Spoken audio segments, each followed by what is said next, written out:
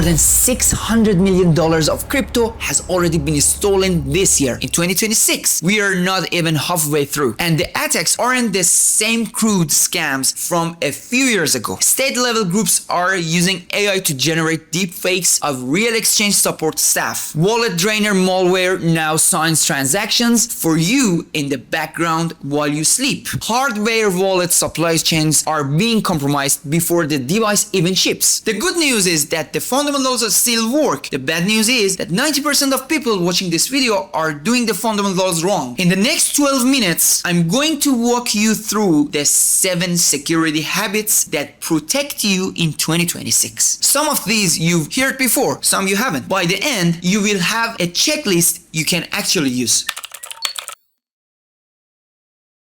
Habit 1. Your seed phrase, the 12 or 24 words you got when you first set up your wallet. All advice, write it on paper, hide it somewhere safe. That still applies. But in 2026, there are a few updates I want to make to that advice. First, paper degrades, especially in places like Dubai where I'm based. Highly humidity, occasional water leaks. The paper goes yellow or brittle in 2 years. If you are going to keep your seed phrase long term, get a steel backup. They cost $20 or $30 and they survive fire, water, and time. Search for steel crypto seed phrase storage. Second, never type your seed phrase into anything connected to the internet. Not a screenshot, not notes, not Google Keep, not a synced password manager. AI-powered malware now scans your screen and your clipboard for anything that looks like a 12-word phrase. The moment it's on a screen with internet access, treat it as exposed. Third, consider splitting. Advanced user can split a seed phrase into multiple parts stored in separate locations. There are formal schemes for this. Search for Shamir's secret phrase sharing if you want to go deep. For most people, just 2 copies in 2 separate physical locations is enough. Fourth, hardware wallets with passphrases. Beyond the standard seed phrase, devices like Ledger and Trezor let you add a custom phrase that creates a completely separate hidden wallet. Even if someone gets your seed phrase, they can't access the passphrase protected wallet without the additional word. This is the strongest move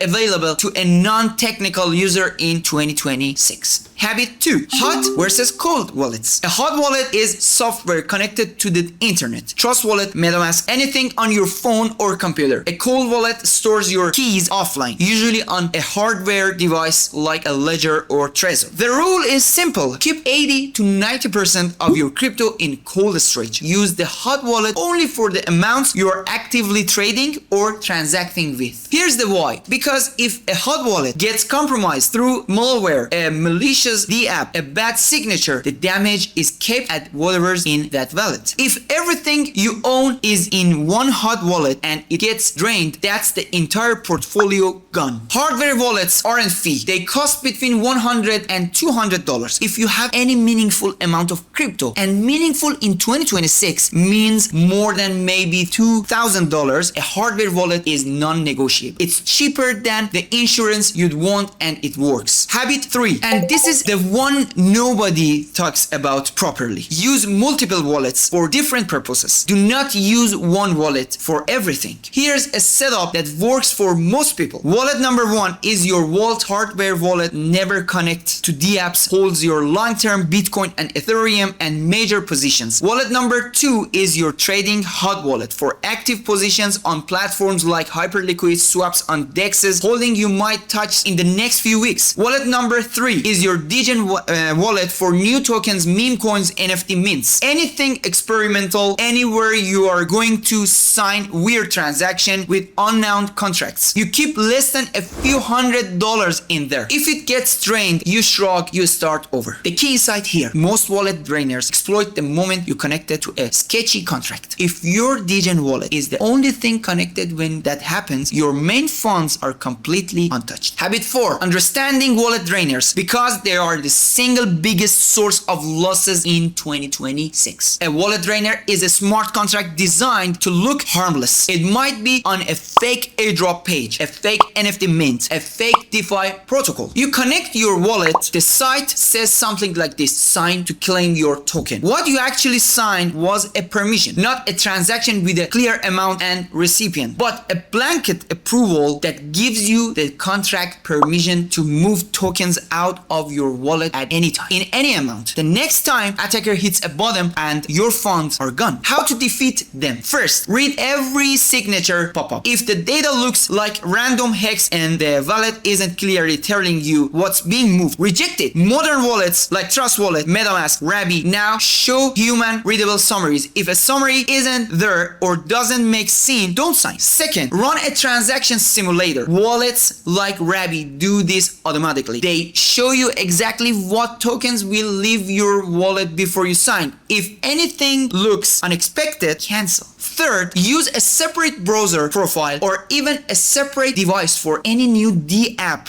you are trying. If something goes wrong, the damage is contained. Habit 5, the deepfake support scam, which is the big new attack of 2026. Here's how it works. You have a problem, a delayed transaction, a withdrawal that didn't go through anything. You go to social media looking for help. Within minutes, you get a direct message from an account that looks exactly like the official exchange support. Same name, same logo, same verified looking badge. They send you a Zoom or video call. The face on the other side is real looking person wearing the exchange branded hoodie. They walk you through resolving your issue. What's actually happening? The account is a fake. The video is a deep fake. The person walking you through the resolution is leading you to type your seed phrase into a fake recovery tool or to sign a transaction that drains your wallet. The rule is simple and it has never changed. Real exchanges never DM you first. Real exchanges never video call you. Real exchanges never ask for seed phrase, your password, or for you to sign anything. If anyone initiates contract with you about your account, threat them as hostile by default. When you need support, you go to the platform yourself. You open their app or their website that you've previously bookmarked. You open their support chat from inside the platform. That's the only path that's safe. Habit 6, token approvals, the silent killer. Every time you use a DEX or a DeFi protocol, you give it permission to interact with specific tokens in your wallet. Most of the time, that permission has no expiration. It just sits there forever. 6 months later, if that protocol gets hacked, every wallet that ever approved is a risk. So here's the solution. Once a month, go to a tool like revoke.cash or dbank. Connect your wallet. Read only is fine. Look at every active token approval. Revoke anything you don't actively use. This costs a few cents of gas per revocation. It takes about 5 minutes a month. It is one of the single highest leverage security habits in crypto. Habit 7, authentication. Every account you have, exchanges, email, anything connected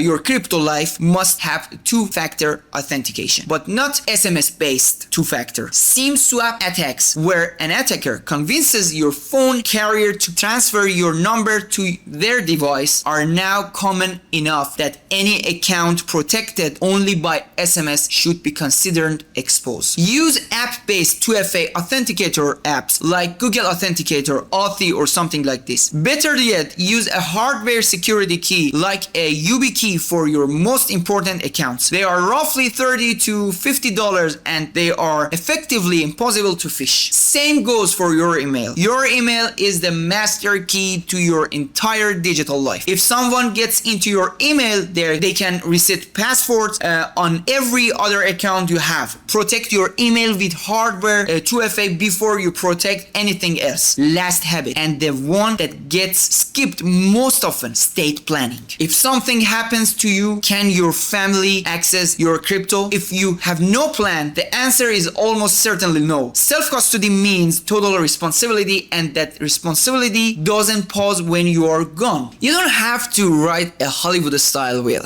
A simple system works. Write detailed instructions, what platforms you use, what wallets exist, where the seed phrases are stored, how to access them. Put those instructions somewhere a trusted person can find them. sealed if necessary. Some people use lawyers, some use safe boxes, some use specialized inheritance services for crypto. Whatever you choose, do something. The amount of crypto sitting in inaccessible wallets because someone died without instructions is in the tens of billions of dollars. Don't add to it. Quick recap: your 2026 wallet security checklist. Steal backup for your seed phrase, 80% or more in cold storage, multiple wallets for different purposes. Read every signature before signing. Monthly approval revoking. App-based or hardware 2FA on every account. Estate planning instructions written down. If you do all 7, you've put yourself in the top 1% of crypto users for security. You won't be perfectly safe, nobody is, but attackers will move on to easier targets,